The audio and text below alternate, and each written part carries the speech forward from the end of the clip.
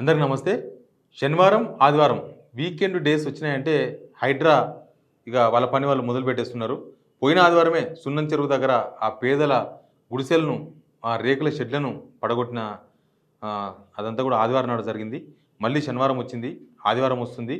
ఈసారి hitech city target అంటున్నారు. Hitech city దగ్గర పేదలు నివాసం ఉన్న బస్తీలు టార్గెట్గా హైడ్రా పావులు కదుపుతుందన్న చర్చ ఒకటి నడుస్తుంది. ఎందుకంటే ఈ మధ్యకాలంలో సర్వే చేసిరట ఒకటి. ఏం సర్వే చేసిరంటే ఈ మధ్యకాలంలో వాన పడ్డది, హైదరాబాద్లో తీవ్రమైన వాన పడ్డది. వాన పడ్డ దగ్గర ఎక్కడైతే లోతట్టు ప్రాంతాలు నీళ్ళు వచ్చినాయో వాటి మీద స్టడీ చేసిందట హైడ్రా.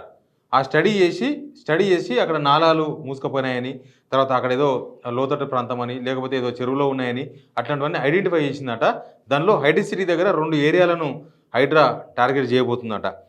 ఏంటంటే వర్షానికి నీళ్ళు నిన్న ప్రాంతాల్లో డ్రోన్లతో సర్వే చేశారంట. డ్రోన్లు పెట్టి ఎక్కడెక్కడ ఏమేమి ఉంది, ఎందుకు వాటర్ అంతా కూడా ఆ కాలనీలో జామ్ అయిపోయింది అని మొత్తం డ్రోన్లతో సర్వే చేశారట.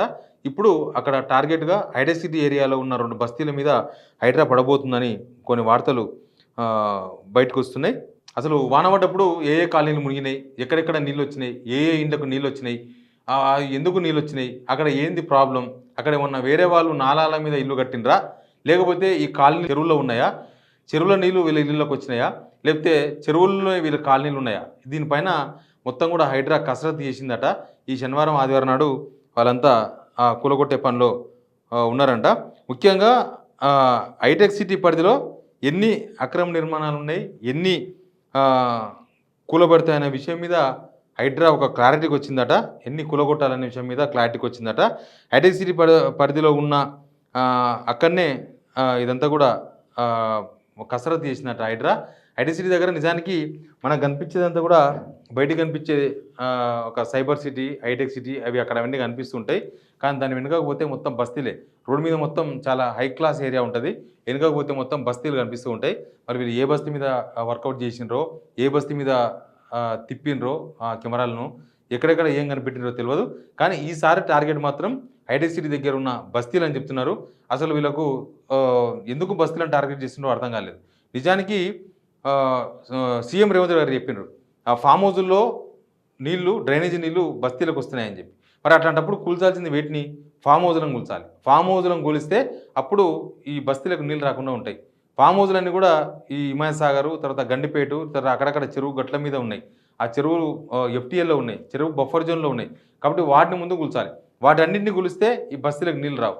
నిజానికి లాస్ట్ 2 years నుంచి కొద్ద బస్తీల్లో నీళ్లు రాక ఆగింది. ఎందుకు ఆగిందంటే ఈ ఎస్ఎన్డిపి ప్రోగ్రామ్, తర్వాత ఎక్కడైనా వర్షం పడితే ఒక 3-4 అవర్స్లోనే మొత్తం నీళ్ళు ఎక్కడెక్కడ డిస్పాచ్ అయ్యే విధంగా ఏర్పాటు చేయడం నాలాలు, దానివల్ల బాగా తగ్గింది. నిజానికి చైతన్యపూర్ ఏరియాలో నాకు బాగా తెలుసు, ఎప్పుడు వాన పడ్డా సరే సర్నార్ చెరువు మునిగి చైతన్యపూర్ ఏరియా నుంచి లోపలికి మూసికి నీళ్ళు పోయేది. కానీ అక్కడ ఒక పెద్ద సొరంగం తవ్విండ్రు. దాదాపు ఒక 3-4 కిలోమీటర్లు మనకు చైతన్యపురి దగ్గర మెయిన్ రోడ్ మీద కనిపిస్తుంది. ఆ సొరంగం ఎక్కడనో ఆ కాలనీ నుంచి వస్తుంది, ఆ లోపల నుంచి, ఆ పిఎన్డి కాలనీ నుంచి వస్తుంది ఆ సొరంగం. అక్కడి నుంచి మొదలు పెడితే చైతన్యపురి దాకపోతుంది, అదంతా మూసి దాకపోతాయి నీళ్ళు. కాబట్టి అక్కడ ఇప్పుడు ఎంత వాన పడ్డా సర్నార్ చెరువు నీళ్లు బయటికి రావు, వచ్చినా ఆ సొరంగం నుంచి బయటికి వెళ్ళిపోతాయి తప్ప ఉప్పొంగి కాలనీలు నీళ్ళ మునిగేంత సిచ్యువేషన్ ఉండదు. సేమ్ బస్తీల్లో కూడా ఇప్పుడు హైటెక్ సిటీ దగ్గర ఉన్న బస్తీలో కూడా అదే సిచ్యువేషన్. అక్కడ ఎందుకు మునుగుతున్నాయి, ఇంకా ఇప్పుడు కూడా నీళ్ళు ఎందుకు వస్తున్నాయంటే బహుశా ఎక్కడనో ఫామ్ హౌజులు నీళ్లకు అడ్డం పడి ఉంటాయి, లేకపోతే ఎక్కడనో నాలాల మీద ఎక్కడనో అక్రమాలు జరిగి ఉంటాయి. మీరు నాలాల మీద ఉన్న అక్రమాలు కూలగొడితే ఇబ్బంది లేదు, కానీ ఆల్రెడీ గవర్నమెంట్ పట్టాలు ఇచ్చిన భూముల్లో వాళ్ళు పర్మిషన్ ఇచ్చిన కట్టుకున్న ఇండ్లు 58 జీవో కిందనో, లేకపోతే అంతకుముందు ప్రభుత్వాలు చాలా బస్తీల్లో ఇల్లు రెగ్యులరైజ్ చేసినాయి. ఆ రెగ్యులరైజ్ చేసినప్పుడు అవన్నీ కూడా ఆల్మోస్ట్ పట్టాలు వచ్చేసినాయి, ఇళ్లకు పర్మిషన్లు వచ్చేసినాయి, వాటికి కరెంటు కనెక్షన్లు వచ్చేసినాయి, వాటర్ కనెక్షన్లు వచ్చేసినాయి. మీరు అవన్నీ పట్టించుకోకుండా పేదలను, ఓన్లీ పేదలను టార్గెట్ చేస్తే హైడ్రా జనానికి రియాక్షన్ ఎట్లుంటుందో కూడా పోయిన సండే సున్నం చెరువు దగ్గర చూసిండ్రు.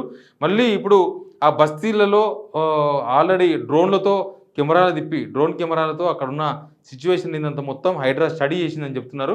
మరి అట్లా స్టడీ చేస్తే ఇప్పుడు ఐటీసీ దగ్గర ఉన్న బస్తీలను ఏం కనిపెట్టిండ్రు, ఆ బస్తీలలో దేని కూలగొట్టబోతున్నారు, అసలు బస్తీలు కూలగొడతారా, లేకపోతే కేవలం ఆక్రమణ కూలగొడతారా, ఆ ఫామ్ హౌజుల పైన ఏదైతే ఈ బస్తీలు మునగడానికి కారణమైన ఫామ్ హౌజ్లో, లేకపోతే మిగతా అక్రమ కట్టడాలు, పెద్ద పెద్ద అక్రమ కట్టడాలు ఉన్నాయి, వాటిని టార్గెట్ చేయకుండా బస్తీలలో మునగ కారణము, బస్తీలో నాలాలను కబ్జా చేసారు అనే విషయాన్ని మాత్రం హైడ్రా టార్గెట్ చేస్తే పేదలు రోడ్డు మీద పడే అవకాశం ఉంటుంది. కాబట్టి ముందు ఆ బస్తీలోకి రావడానికి, నీళ్లు రావడానికి, ఆ వరద రావడానికి ప్రధానమైన కారణం ఏంది? దాన్ని గనక తేల్చగలిగితే హైడ్రా వాళ్ళ మీద గనక చర్యలు తీసుకుంటే, ఆ పెద్దల మీద గనక చర్యలు తీసుకుంటే, అప్పుడు ఈ బస్తీలు నీళ్ళలో మునగకుండా కాపాడే అవకాశం ఉంటది. కానీ నీళ్ళలో మునిగినాయి కాబట్టి వీళ్ళు టార్గెట్ చేయడం, నీళ్ళలో మునగడానికి కారణమైన వాళ్ళని వదిలేస్తే మాత్రం అది ప్రభుత్వానికి కూడా చెడు పేరు వచ్చే అవకాశం ఉంటది. లాస్ట్ ఆదివారం నాడు ఆ సున్నం చెరువు దగ్గర పేదలు కొలగొడితేనే ఆ సీన్‌లు వాళ్ళు మాట్లాడిన మాటలు చూస్తే ప్రభుత్వం మీద తీవ్రమైన అసంతృప్తి వ్యక్తం చేసిండ్రు చాలామంది తెలంగాణ ప్రజలు. మళ్ళీ ఇప్పుడు హైటెక్ సిటీ దగ్గర 2 ఏరియాలు అంటున్నారు. ఆ 2 ఏరియాలు ఏంటో తెలవదు. ఆ 2 ఏరియాల మీద వీళ్ళు ఆల్రెడీ సర్వే చేసినామని చెప్తున్నారు. ఆ సర్వే ఏందో కూడా తెలవదు కాబట్టి హైడ్రాకైతే నేను ఒక విజ్ఞప్తి చేయదలుచుకున్నా. ఎక్కడ బస్తీలు మునిగినా, ఎక్కడ ఏమైనా ముందు పెద్దల మీద కాన్సంట్రేషన్ చేయండి. అక్కడ బస్తీలు మునగడానికి ప్రధానమైన కారణం ఏంది? వాడి మీద కాన్సంట్రేషన్ చేసి హైడ్రా వాడి మీద చర్యలు తీసుకుంటే మీకు మంచి పేరు వచ్చే అవకాశం ఉంటది. బస్తీలను టార్గెట్ చేస్తే మాత్రం జనం రివోల్ట్ వచ్చే అవకాశం ఉంది. Please subscribe signal TV.